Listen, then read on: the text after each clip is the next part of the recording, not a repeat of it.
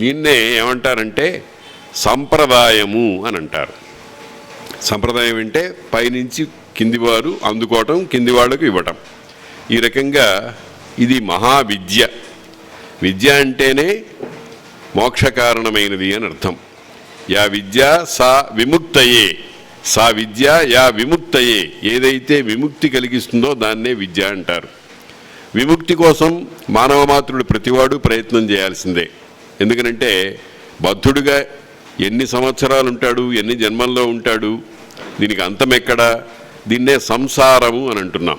సంసారం అంటే అజ్ఞానం. ఈ అజ్ఞానం అనేటువంటి దాని నుండి విముక్తి పొంది జ్ఞానం అనేది పొంది భగవత్ సాయుధ్యాన్ని పొందాలి. దానికి అత్యద్భుతమైనటువంటి సాధన పరంపర ఈ భాగవతం అనేటువంటి గ్రంథంలో మనకు చెప్పడం జరిగింది. ఇంతవరకు మనం ఏమి చూసినట్టు? బ్రహ్మదేవుడు ఏం చెప్పాడు? తానెట్లా పుట్టాడో చెప్పాడు, పుట్టి ఏం చేశాడో చెప్పాడు. ఆ పుట్టి ఏం చేశాడో చెప్పడం అనేటువంటి దాన్ని నారదుడు పట్టుకుంటున్నాడు. ఇంకా ఆయనకు కొన్ని సందేహాలు ఉన్నాయి. ఆ సందేహాలు సాక్షాత్తుగా నారదుడు అడక్కపోయినా ఉత్తముడైనటువంటి గురువు శిష్యుని ముఖ కవళికలను బట్టి అతని మనస్సులో ఉండేటువంటి ప్రశ్నల్ని ఊహిస్తాడు, అభ్యూహ చేస్తాడు, చేసి వాటికి సమాధానాలు చెబుతూ ఉంటాడు.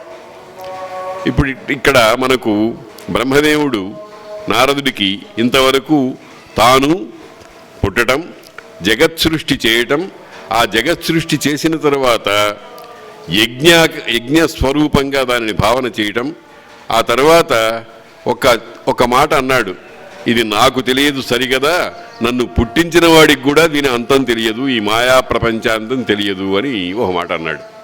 అందులో ఉండేటువంటి రహస్యార్థాన్ని నిన్న మనం భావించాం. అదేమిటంటే భగవత్తత్వం అనేటువంటిది అప్రమేయము. ఏ కొలతలకు, ఏ భావనలకు ఎక్కడ సంపూర్ణంగా అర్థమయ్యేది కాదు. దానికి నేను ఒక ఉదాహరణ చెప్పుకుంటూ వచ్చాను చాలాసార్లు. 20 షేర్లు వండేటువంటి గుండిగలో అట్టడుగున ఎక్కడో ఒక చిన్న చీమ ఉంటే దానికి ఆ గుండిగ స్వరూపం ఏం తెలుస్తుంది చెప్పండి? అటువంటిదన్నమాట. ఇది తెలుసుకుంటే ఏమిటొస్తుంది? ఎందుకు భగవంతుని యొక్క అప్రమేయత్వాన్ని ఎందుకు భావించాలి అని అంటే, ముందు భావిస్తున్నామే, ఇదంతా కూడా ఇది శాంపుల్ అంటామే. ఏదైనా ఒక పదార్థానికి నమూనాగా కొంచెం ఇస్తూ ఉంటారు. దాని చేత దాని సమగ్రమైన స్వరూపాన్ని భావన చేయడానికి అవకాశం ఉంటుంది. అందుకని ఇక్కడ చెప్పిందేదో అదే కాదు నాయనా నారద, ఇంకా భగవత్ పదార్థాన్ని గురించి తెలుసుకోవాల్సినటువంటివి చాలా ఉన్నాయన్నారు. దానికే ఆనంద రామాయణంలో చరితం రఘునాథస్య శతకోటి ప్రవిస్తరం ఏకైకం అక్షరం ప్రోక్తం మహాపాతక నాశనం అన్నారు. చరితం రఘునాథస్య 100 కోటి 100 కోట్లగా వ్యాపించి ఉన్నటువంటిది అని అన్నారు. ఆ 100 కోట్లుగా వ్యాపించినది కూడా ఇంకొక మాట కూడా అన్నారు. దాని సమగ్రమైన తత్వం, ఆ జగదభిరాముని సమగ్రమైన తత్వం తెలిసినటువంటి వాడు ఒక్క పరమశివుడే అన్నాడు. ఆయనకి సర్వజ్ఞుడు అని పేరు. ఇదంతా మనం అనుకోవటంలో ఉండేటువంటి రహస్యం ఏమిటంటే, ఈ భాగవతం అనేటువంటిది మనకు శాంపుల్గా కొంచెంగా ఆ భగవతత్వాన్ని గురించి నిరూపిస్తుంది. భగవతత్వంలో చాలా ముఖ్యమైనటువంటి విషయం ఏమిటంటే సర్గము. సర్గం అంటే ఆ సృష్టి, ఆది సృష్టి. ఆ భగవంతుడి నుంచి ఎట్లాగా ఈ సర్వమైనటువంటి విశ్వము ఏర్పడింది అనేదానికి. దానికే చెప్పాడు, భగవంతుని నాభి ఉంది, ఆ నాభిలో ఒక కవనము ఏర్పడింది, ఆ కవనంలో నుంచి ఒక రజఃకణం నుంచి నేను ఏర్పడ్డాను, నా నుండి ఈ ప్రపంచమంతా ఏర్పడింది. ఈ ప్రపంచం మొట్టమొదటిగా యజ్ఞ ఆకారంతో నేను చేయదలుచుకున్నాను, దానికి కావలసిన సామగ్రిని అంతటినీ కూడా భగవంతుడు ఏర్పాటు చేశాడు అని చెప్పాడు. దీంట్లో ఉన్న కీలకమైన అంశం ఏమిటంటే, ప్రపంచాన్నంతటినీ కూడా మనం ఒక మహాయజ్ఞంగా భావన చెయ్యాలి. యజ్ఞము అది. యజ్ఞము అనంతోటే చాలామందికి ఒక రకమైనటువంటి భావన కలుగుతూ ఉంటుంది. ఇదేదో కొంతమంది పొట్ట నింపుకోవడానికి చేసినటువంటి ఏర్పాటు అని. కాదు అని చాలాసార్లు అనుకున్నాం. అది అనేకమైనటువంటి దృష్టాంతాల ద్వారా కూడా మనం నిరూపించుకున్నాం. ఇప్పుడు ఇంతవరకు ఏం జరిగింది? బ్రహ్మ ఏర్పడినటువంటి సృష్టి ఏర్పడ్డాయి. తర్వాత భగవంతుడు భగవద్గీతలో ఒక మాట చెప్పాడు, యదా యదా హి ధర్మస్య గ్లానిర్భవతి భారత అభ్యుత్థానమధర్మస్య తదా ఆత్మానం సృజామ్యహం అని అన్నాడు. ఇది చాలా గొప్ప శ్లోకం, గొప్ప భావన. దీన్ని గురించి మనం ఏదో ఆషామాషిగా అనుకోవడానికి వీల్లేదు. ఎందుకంటే సృష్టి అన్న తర్వాత అనేకమైనటువంటి తీరుతెన్నులు ఉంటాయి. ఒక్కొక్కడు ఇంకొకటి కంటే భిన్నంగా ప్రవర్తిస్తూ ఉంటాడు. అంత దూరం కూడా అక్కర్లేదు. ఒకడే ఒక కాలంలో ఒక రకంగా ప్రవర్తించి మరో కాలంలో ఇంకో దానికి విరుద్ధంగా ప్రవర్తిస్తూ ఉంటాడు. అందుకనే ఒక మాట అంటూ ఉంటాం, వాడు అర్థం కాడండి మనకి అని అంటాం. అర్థం కాడు. ఎందుకు? వాడికి వాడే అర్థం కాడు గనక. ఎందుకు ఇట్లా చేశావు అని అంటే దుర్యోధనుడు ఏమన్నాడు? దుర్యోధనుడు ఒక చక్కని విచిత్రమైన సమాధానం చెప్పాడు. జానామి ధర్మం, నాకు ధర్మం తెలుసును, నచమే ప్రవృత్తి, అందులో నేను ప్రవర్తింపలేకపోతున్నాను. జానామి అధర్మం, నాకు అధర్మం కూడా తెలుసును, నచమే నివృత్తి, నేను అందులో నుంచి బయటపడలేకుండా ఉన్నాను. కేనాపి దైవేన హృది స్థితేన యథోపదిష్టోస్మి తథా కరోమి. ఏదో లోపల ఉండేటువంటి ఒక తిప్పే స్వామి ఉన్నాడు, నేను తిరిగే స్వామిని, ఆయన ఎట్లా తిప్పుతుంటే అట్లా తిరుగుతున్నాను నేను అని అన్నాడు. ఇది ఒక రకంగా పరమసత్యం. కానీ ఆ ధర్మరాజుని, ఆ తిప్పే స్వామే ధర్మరాజును కూడా తిప్పాడు. దుర్యోధనుడిని తిప్పిన స్వామే ధర్మరాజును కూడా తిప్పాడు. ఆయన ఏం చేశాడంటే అన్యథా శరణం నాస్తి త్వమేవ శరణం మమ తస్మాత్ కారుణ్యభావేన రక్ష రక్ష జనార్దన అన్న స్థితితో వర్తించాడు. దుర్యోధనుడికి ధర్మరాజుకి ఉన్న తేడా అక్కడుంది. దుర్యోధనుడు నేను ఆయన తిప్పినట్టు తిరుగుతున్నాను అని తప్పించుకు తిరగడానికి ప్రయత్నం చేశాడు. ఎస్కేపిజం అంటారు దాన్ని. ధర్మరాజు అట్టా కాదు, నువ్వు తిప్పుతున్నావు, నేను తిరుగుతున్నాను, బాగానే ఉంది, కానీ నన్ను సరి అయిన మార్గంలో తిప్పేదానికి నేను నీకు సమర్పించుకున్నాను అని అన్నాడు. ఆ పని వాడు చేయలే. అదే తేడా ధర్మరాజుకి ధర్మరాజుకి ఉండేటువంటి తేడా అది. కాబట్టి యదా యదా హి ధర్మస్య గ్లానిర్భవతి, ఎప్పుడెప్పుడైతే ధర్మమునకు గ్లాని అంటే అలసత, ధర్మము ప్రవర్తించడానికి వీలు లేకుండా ఉంటుంది. అంటే 4 కాళ్లతో తిరిగేటువంటి గోవు 2 కాళ్ళో 3 కాళ్ళో విరిచివేస్తే ఒక్క కాలుతో ఎట్లా కుంటూ నడుస్తుందో అట్లాంటి పరిస్థితి వస్తుంది. అటువంటి పరిస్థితినే గ్లాని అంటారు. అటువంటి గ్లాని వచ్చినప్పుడు ఏమన్నాడు భగవంతుడు? చూస్తూ ఊరుకోడు, పోనీ దాన్ని చావని అని అంటారు. మనం ఏం చేస్తాం? మనం చూస్తూ ఉండగా ఒకడిని హింసిస్తూ ఉంటాడు. ఒక ఆవునో మరొక జీవినో హింసిస్తూ ఉంటాడు. మనకెందుకు లేదు అని పోతూ ఉంటాం. భగవంతుడట పోనివాడు. యదా యదా హి ధర్మస్య గ్లానిర్భవతి అభ్యుత్థానం అధర్మస్య, అధర్మమును కూకటి వేళ్లతో సహా పెరికి అవతల పారవేయటం కోసం ఆత్మానం సృజామి, నన్ను నేను సృష్టించుకుంటాను అన్నాడు. నేను పుడతాను అనలా, నేను అవతరిస్తాను అనలా, నేను ఏర్పడతాను అని అనలా, నన్ను నేను అక్కడ పెట్టుకుంటాను అని అన్నాడు. వాటినే ఏమన్నాం? అవతారములు అన్నాం. వాటిని అవతారములు అని అన్నాం. అవతారం అంటే దిగి రావటం. మామూలుగా శబ్దానికి అర్థం ఏమిటంటే అవతారం అంటే దిగి రావటం. ఎక్కడి నుంచి దిగి వస్తాడు ఆయన?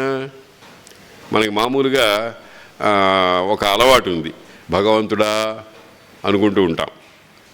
టెండూల్కర్ చూడండి, ఓ 6 కొట్టాడు అనుకోండి, నమస్కారం పెడతాడు పైన, అంటే భగవంతుడు అక్కడెక్కడో పైన ఉన్నాడు అని ఓ భావన. అక్కడి నుంచి దిగి వస్తాడు. భగవంతుడు పైన లేడు, కింద లేడు. నమవస్తు తే సర్వతయేవ సర్వ, నీ చుట్టూ ఉన్నాడు, నీలో ఉన్నాడు, నీ బాహ్య ప్రదేశంలో ఉన్నాడు, నీ ఇంట్లో ఉన్నాడు, నీ అన్ని చోట్ల ఉన్నాడు. దిగి రావటం అనేటువంటి దానికి అర్థం ఏమిటంటే నామరూప క్రియాత్మకంగా ఏర్పడతాడు అని అర్థం. ఒక పేరు పెట్టుకుంటాడు, ఒక రూపాన్ని ధరిస్తాడు, ఒక పని చేయటానికి ప్రోగ్రాం అంతా ముందరే తయారు చేసుకుని దిగి వస్తాడు. శ్రీరామచంద్రుని గురించి ఆ మాటే చెప్పారు. పితరం రోచయామాస తదా దశరథం నృపం, తండ్రిగా దశరథరాజుని భరించాట. ఆ తర్వాత దశవర్ష సహస్రాణి దశవర్ష శతాని చ రామో రాజ్యముపాసిత్వా మళ్ళీ స్వస్థానానికి వెళ్ళాడు అని అంటారు. ఈ మాట మొట్టమొదటిలోనే అనుకున్నాడు ఆయన. నా ప్రోగ్రాము ఏమిటి? మనం ఇప్పుడు భాగవత రసఝరి ప్రవచన రసఝరి 4 రోజులు అనుకున్నాం, ఇవాళతో పూర్తవుతుంది. ఇదంతా ముందర తయారయ్యింది. అలాగే శ్రీరామచంద్రుడు కూడా తను దిగి రాక ముందే నేను 11,000 సంవత్సరాలు భూలోకంలో రాజ్యాన్ని పరిపాలించి కాదు, ఉపాసన చేసి నేను మళ్ళీ నా స్థానానికి వెడతాను అని అనుకున్నాడు. దాన్నే ఏమన్నారు? 3 కార్యములు. అభ్యుత్థానం అధర్మస్య, ఏమిటది? దుష్ట నిగ్రహము, శిష్ట రక్షణము, ధర్మస్థాపనము. ఈ 3 కార్యాలు. ఈ 3 కార్యాలు అనేటువంటిది ఏది ఎప్పుడు ఏ విధంగా చేయాలో అదంతా ఒక ప్రణాళిక వేసుకొని ఆ భగవంతుడు దిగొస్తాడు. అట్లా దిగి వచ్చినటువంటి అవతారాలని గురించి కూడా మనం తెలుసుకోవాలి. ఎందుకంటే అది కూడా భాగవతమే కనుక, అది భగవత్ స్వరూపం కనుక. ఇప్పుడు ఇక్కడి నుంచి ఆ విషయాన్ని తెలియజేస్తున్నారు. అని 2 యూనిట్లను అనగా ఇమ్మహనీయ తేజోనిధి మొదలి అవతారంబు సహస్ర శీర్షాదియుక్తంబై ప్రకృతి ప్రవర్తకంబగును ఆది పురుష రూపంబగును. ఇది పురుష సూక్తం అని మనం అనుకుంటున్నాం. సహస్ర శీర్ష పురుష సహస్రాక్ష సహస్రపాత్ సభూమిం విశ్వతో వృత్వా అత్యతిష్టదశాంగుళం అంటూ ప్రారంభమైనటువంటి పురుష సూక్త మంత్రం ఉందే, అది ఆ ఆది పురుషుని ఆది అవతారం. దాన్ని చూపించాడు ఆయన. అక్కడ చాలా చాలా విషయాలు ఉన్నాయి. అందులో సూర్యుడెవరు, చంద్రుడెవరు, అగ్ని ఎవరు, మరి బ్రాహ్మణాది వర్ణములేమిటి, చంద్రుడంటే ఏమిటి మొదలైనటువంటి విషయాలన్నీ చెప్పారు. అందుకనే చూడండి, ఇప్పుడు చంద్రుడు విరాట్ పురుషుని యొక్క హృదయం అని అన్నారు. మెంటల్ కేసుగాళ్ళని ల్యూనటిక్ అంటారు. దానికి సమన్వయం చేసుకుంటే చంద్రమా మనసో జాతః, చంద్రుడు మనస్సు నుండి ఏర్పడ్డాడు అనేటువంటి దానికి సరిపోతుంది. అంటే వికారాలు, మనస్సు అనేటువంటిది నిత్య చంచలమైనటువంటిది. ఆ నిత్య చంచలమైనటువంటి దాంట్లో ఎప్పుడు ఏ భావన పొటమరిస్తుందో ఎవరూ ఊహించలేరన్నమాట. అది చంద్రస్థానం అని అన్నారు. అలాగా సూర్యుడు, తర్వాత భూరాది లోకాలు అన్నీ ఆ పురుష సూక్తము అనేటువంటి మంత్రంలో చాలా చక్కగా చెప్పబడి ఉన్నాయి. సూక్తము చాలా చక్కగా విడమరచి అందరికీ జ్ఞానాన్ని పెట్టేటువంటి మంత్ర సముదాయాన్ని సూక్తము అని అంటారు. అటువంటిది మొట్టమొదటి ఈ మహనీయ తేజోనిధి మొదలి అవతారంబు సహస్ర శీర్షాదియుక్తంబై. సహస్ర శీర్ష పురుష సహస్రాక్ష సహస్రపాత్, సహస్ర శీర్షములు, సహస్ర అక్షులు, సహస్ర పాదములు, ఇట్లాగే ఇంకా అనేకమైనటువంటివి. అదంతా కూడా భారతంలో ఒక 3-4 సార్లు ఆయన కొంతమందికి చూపించాడు. అలా చూపించి పరమ ప్రయోజనం పొందినటువంటి వాడు అర్జునుడు, చాలా ప్రయోజనం పొందినటువంటి వాడు ఉదంకుడు, ఏమి ప్రయోజనము పొందకుండా వినోదంగా చూచి మళ్ళీ కళ్ళు అక్కర్లేదని మూసుకున్నవాడు ధృతరాష్ట్రుడు. కాబట్టి ఆ స్వరూపం అన్నమాట. అది కూడా ఇంకొక విషయం కూడా మనం గమనించాలి. మహాభారత యుద్ధంలో భీష్మ పర్వంలో భగవద్గీత చెప్పినప్పుడు 11వ అధ్యాయంలో వర్ణించినటువంటి విరాట్ స్వరూపం ఉందే, అది అసలు విరాట్ స్వరూపం యొక్క పూర్తి రూపం కాదు, కొంత భాగమే. ఆ పూర్తి రూపం అంతా కూడా మనకు పురుష సూక్తంలో అభివ్యక్తమవుతుంది. అది ఆ మహనీయ తేజోనిధి మొదలి అవతారంబు సహస్ర శీర్షాదియుక్తంబై ప్రకృతి ప్రవర్తకంబగు. దాన్ని విరాట్ అంటున్నాం.